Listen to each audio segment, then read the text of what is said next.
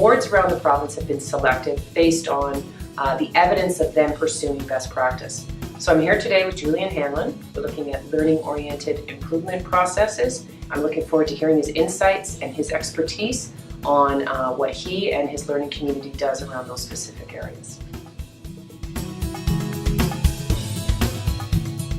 The Ottawa Catholic School Board is a large Catholic school board. We serve the city of Ottawa, so basically the city boundaries define our boundaries.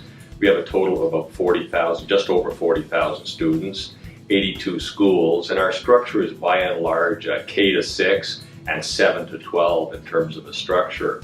We have urban schools, inner city schools, and of course schools that are more suburban, and a couple of rural schools out in the far reaches of our jurisdiction. And as you would expect in any large city, a very diverse population, a number of newcomers, and at the same time there's a large First Nation, Inuit and Métis population in Ottawa as well. And of course we serve all of those students in our school.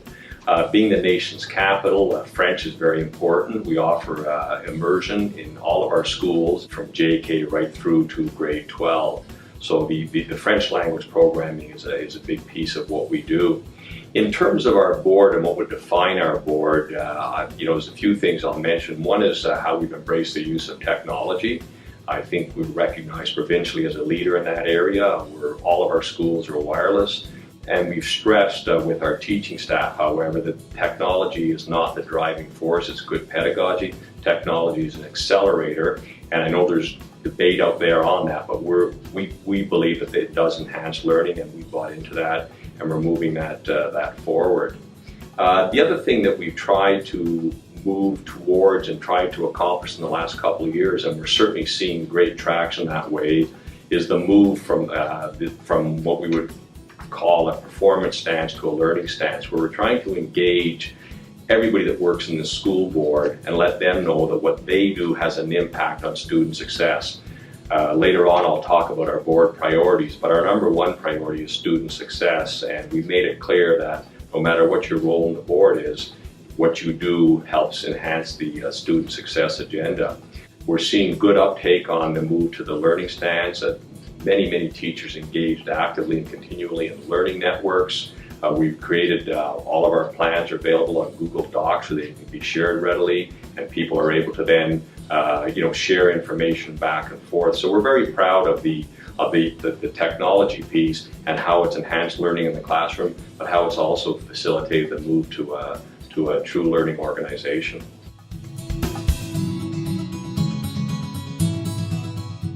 It was an issue that we wrestled with a number of years ago, and we were dealing with some fairly detailed planning processes, and we decided that if we were going to be effective, we had to break things down into a manageable number of goals that people could deal with, understand, and reflect on an annual basis. So we're now, you can speak to anybody on our board, and they will understand what our board priorities are. And those priorities haven't changed in the last number of years. There are three things that define what we do: success for students, success for staff, and stewardship of resources. And those board priorities then drive the BIPSAs, the SIPSAs. The board priorities are very much in line with ministry goals as well. So we've really focused on simplifying what it is we're trying to do in terms of our message to people. And secondly, the alignment piece is huge as well. We want to make sure there's alignment between the ministry goals and then what we're trying to do as a board, and then as a result what the schools are trying to do with the school. So the key areas are the board priorities, which people understand and don't change, and secondly, the alignment piece.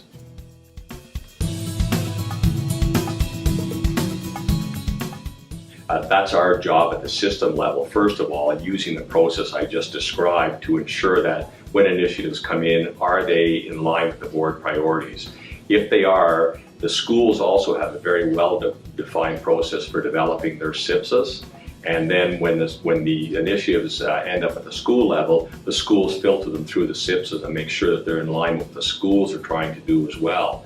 So by using the system approach of filtering things out, and then the schools also have a system where they can filter things out and align them, it keeps things manageable. It's not to say that there aren't challenges out there, because there are a lot of initiatives, but it helps us keep things focused.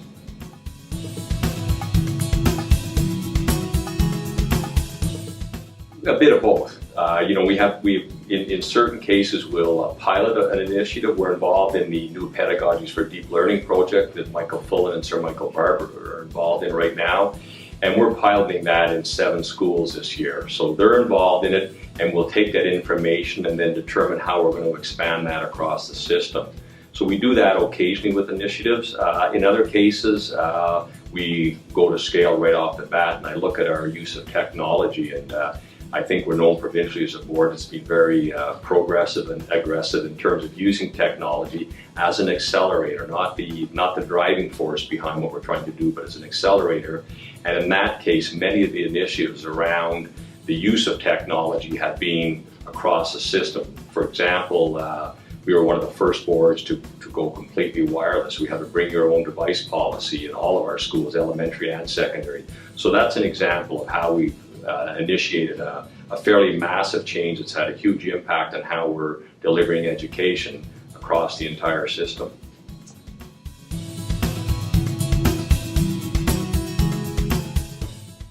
Yeah, we have a well-defined process, and I'll try and break it down into manageable chunks so that it sort of makes sense to someone from the outside who's not part of the process.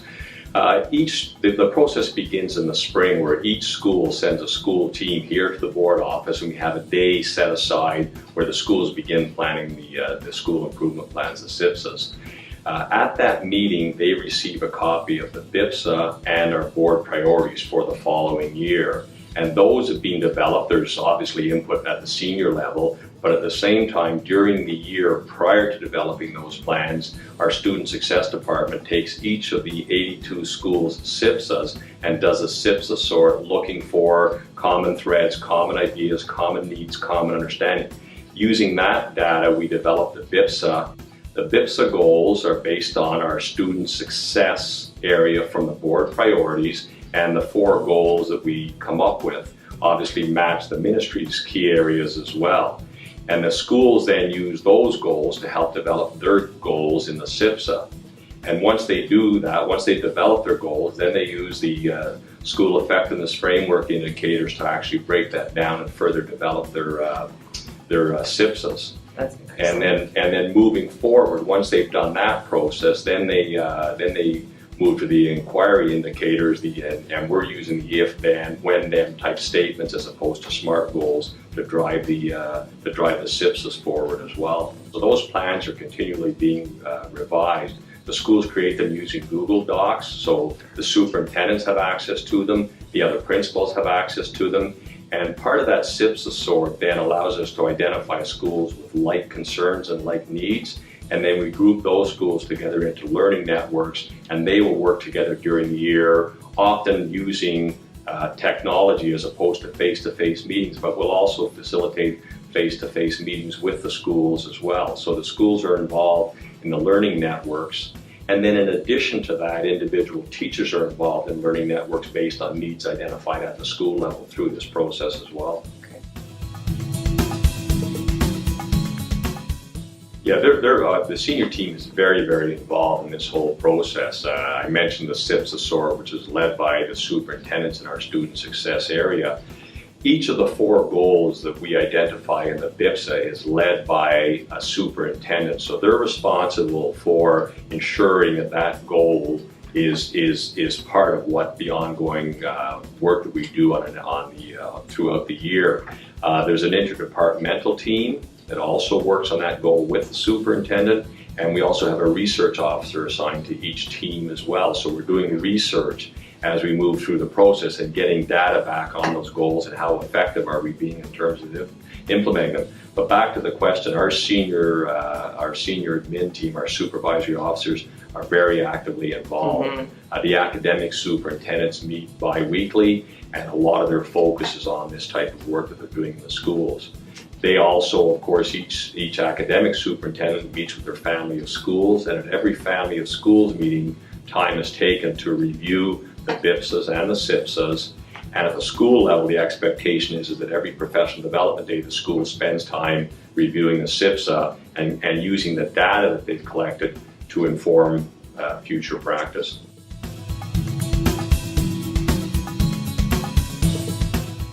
So I go back to the first statement in our board priorities driving all that we do. If you look at our board priorities, they define what it is we're all about and what it is we're trying to do. It talks about, the success for students, success for staff, and stewardship of resources. But at the same time, it talks about other things like creating caring communities. The 4 C's that we use in the board to drive what it is we're trying to do around learning. At the center of board priorities are gospel values. So that drives what it is we do. At the same time, this whole process, what we're really trying to do is move from a performance stance to a learning stance. And not only with our teaching staff, but with staff right across our system. And we provide, and you'll hear more about this later on, but we have a very extensive leadership development program where we provide professional development to all staff, our custodial staff, our office administrators, our support staff. And the message to all staff is that you're all part of what it is we're trying to do, which is to ensure that all students are successful. But in order to get there, people have to understand that it's no longer about the teacher standing up and simply imparting knowledge, information, exactly, yeah, but they're actually there learning with the students. So because we've made that shift, not 100%, but we're in the process of making that shift to a learning stance. When we bring new initiatives in, people are open to new ideas, and if we come in with the data saying this is going to help improve practice, then people are open to that type of initiative.